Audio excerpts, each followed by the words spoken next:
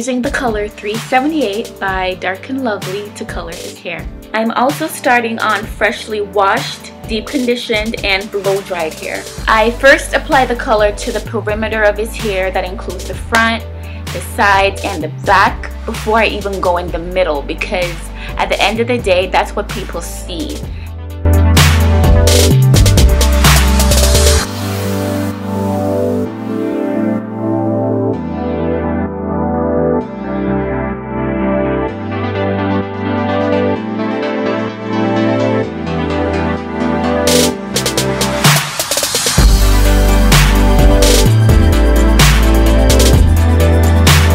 Please make sure that when you're applying color that you work it through the hair. You're not just applying it and leaving it on there.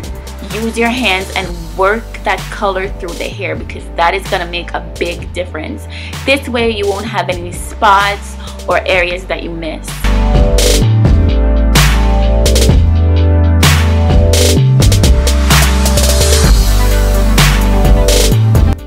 If you get a little bit of color on the roots, don't worry about it. All you gotta do is wipe it right away, because if you wait, it will process.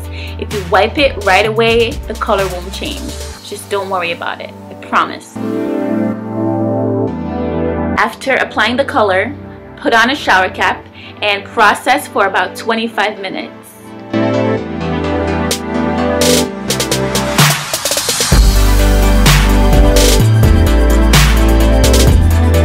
The Design Essentials Nourish and Shine adds shine, luster, and pop to the hair, and the Camille Rose Twisting Butter helps to beautify and define your curls.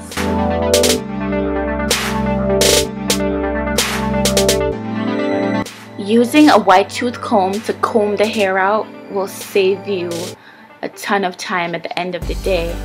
And also using the Protein Styling Gel by Design Essentials will help to give you those smooth coils.